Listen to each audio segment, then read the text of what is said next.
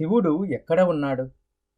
ప్రాణ, అపాన, వ్యాన, ఉదాన, సమాన, నాగ, కూర్మ, కృకర, ధనంజయ దేవదత్తలుగా 10 వాయువుల రూపంలో లోపల ఉండి సమస్తం నిర్వహణ చేస్తున్నాడు.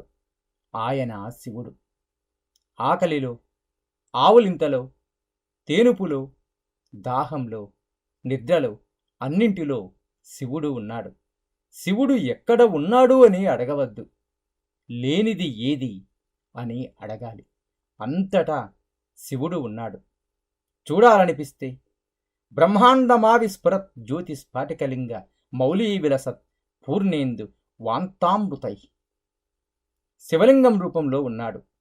అన్నీ మనకు ఇచ్చిన వాడి మీద నీళ్లు పోస్తే పొంగిపోతాడు. మన చల్లదనం, లోకం చల్లదనం శివలింగపు చల్లదనంలో ఉన్నాయి.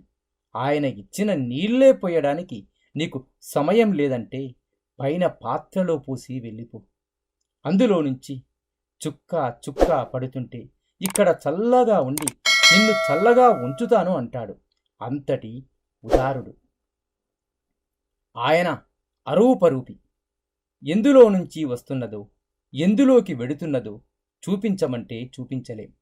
కోపంతో చేసే పని కనపడుతుంది. కోపాన్ని చూపించగలమా? దేని నుండి వచ్చి దేనిలో ఉండి దేనిలోకి వెడుతున్నదో చూపించలేం. కనుక ఆ మూడిటి గుర్తే లింగం.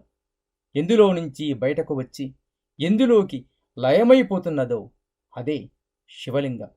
ఉన్నది, వెళ్ళింది, లయమైపోయింది ఆయన ఎందే అయితే ఆయనే స్థితికారుడు. ఆయనకు విష్ణువుకు తేడా లేదు. శివుడే విష్ణువు, విష్ణువే శివుడు. వాళ్ళిద్దరూ ఒక్కటై ఉన్నారు. ఇది శివలింగ స్వరూపమన్న భావన కలిగి పొంగు కలగగానే ఆయన చల్లబరి చేస్తాడు. ఎక్కడెక్కడ వేడెక్కిపోతుంటుందో అక్కడ శివలింగానికి అభిషేకము చెయ్యమన్నారు. ఏ కోరిక తీరాలన్నా, ఏ సమస్య ఉన్నా అభిషేకం చేసుకోవాలి. కస్తూరి నీటితో అభిషేకం చేస్తే చక్రవర్తిత్వం, మారేడు దళాతో అభిషేకం చేస్తే సమస్తమైన భోగభాగ్యాలు, ఆవు పాలతో చేస్తే జ్ఞానం, పంచదారతో చేస్తే అహంకారము పోతుంది, నేతితో చేస్తే ఆరోగ్యం కలుగుతుంది. ఒక్కొక్క ప్రత్యేక పరిస్థితిలో ఒక్కొక్క రకంగా అభిషేకం చేసి తీర్థము ఇస్తారు. శివాభిషేక తీర్థంతో వ్యాధులు నయం చేసిన మహాపురుషులు ఉన్నారు. అంత శక్తి కలిగినది శివలింగం. అటువంటి శివలింగం ఏది ఉందో ఆ మహానుభావుడే మృడః అపవర్ణప్రదో. అపవర్ణప్రదో అనగా ఆయనే మన దుఃఖాన్ని తీసేస్తాడు. దుఃఖం ఎప్పుడు పోతుంది?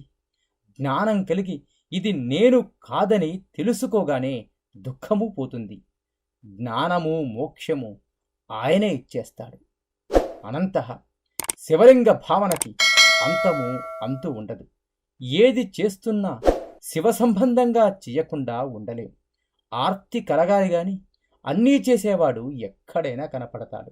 కాళహస్తీశ్వర శతకంలో నిన్నే రూపముగా భజింతు మదిలో నీరూపు మోకాలో స్త్రీ చన్నో కుంచము మేక పెంటికయో ఈ సందేహముల్ మాన్పి నా కన్నారన్ భవదీయమూర్తి సగుణాకారంబుగా జూపవే చిన్నీరేజ విహార మత్తు మధుప శ్రీ కాళహస్తీశ్వర నీ రూపంబు దలంపంగా దుద మొదల్నే గాన నీవైనచో రారారమ్మని ఎంచు బెల్వపు వృధార బంబు లింకేటికిన్ నీరన్ముంపుము మిక పాలమిక నిన్నే నమ్మినాడంజుమి శ్రీ రామార్చిత పాద పద్మయుగలా శ్రీ కాళహస్తీశ్వర. నీ ఆద్యంతాలు తెలియడమూ లేదు. రామచంద్రమూర్తి చేత అర్చన చేయబడిన శివ నీవే చెప్పాలి. ఆర్తి కలిగితే శివుడు వచ్చేస్తాడు. నీ రూపు మోకాలో. అర్జునుడు శివాభిషేకం చెయ్యాలని శిబిరం నుండి తొందరగా వెళ్ళిపోతుంటే శ్రీకృష్ణుడు ఎక్కడికి వెళుతున్నావని అడిగాడు. ఈరోజు శివరాత్రి కదా, అందుకొరకు అభిషేకం చేసుకోవడానికి వెళుతున్నానని చెప్పాడు. శివుని కొరకు ఎక్కడికో వెళ్ళడమేమిటి? ఆయన అంతటా ఉన్నాడని తన మోకాలు చూపాడు. అక్కడ అర్జునునికి శివలింగ దర్శనమయ్యింది. స్త్రీ చన్నో ఒక మహారాజు తెల్లవారితే మహాశివరాత్రి అనగా ఆ రాత్రి ఒక నర్తకి ఇంటికి వెళ్ళి ఆమెతో భోగము అనుభవించి పడుకున్నాడు. చీకటి విచ్చుకోకముందే వెళ్ళిపోదాము అనుకున్నాడు. బాగా నిద్రపట్టింది. ఆయన నిద్రలో ఉండగా గంటలు వినపడుతున్నాయి. పూజలు చేసేస్తున్నారు. గవాక్షంలోకి వెళ్ళి చూస్తే అభిషేకం కొరకు ప్రజలు గుంపులుగా వెళుతున్నారు. అప్పుడు బయటకు వెళితే అందరూ గుర్తిస్తారు. రాజు నర్తకి ఇంట్లో ఉన్నాడని అంటారు. శివుని ఎలా ఆరాధన చెయ్యాలా అని బెంగ పెట్టుకుని అటు ఇటు చూస్తే నిద్రిస్తున్న రాజ నర్తకి స్తనం ఆమె వెళ్ళకిలా పడుకోవడంలో శివలింగంలా దర్శనమయ్యింది. ఆర్తితో ఆమె స్తనంలో శివలింగాన్ని చూశాడు. నమస్తే అస్తు భగవాన్ విశ్వేశ్వరాయ మహాదేవాయ త్ర్యంబకాయ త్రిపురాంతకాయ త్రికాగ్నికాలాయ కాలాగ్నిరుద్రాయ నీలకంఠాయ మృత్యుంజయాయ సర్వేశ్వరాయ సదాశివాయ శ్రీ మన్మహాదేవ నమః అంటూ అభిషేక మంత్రం చెప్పి నీళ్లు పోశాడు. ఆయన భక్తికి శివుడు లొంగిపోయాడు. అక్కడే ఉన్న నీటి పాత్ర తీసుకుని ఆమె స్తంభించిపోయింది. స్త్రీ చన్నులో నుండి వచ్చి అచంటేశ్వరుడయ్యాడు. భక్తికి లొంగిపోయే నిన్ను ఏమని ఎక్కడున్నావని చెప్పాలి. కొంచెము ఒక వైశ్యునికి శివుడంటే మహాప్రీతి.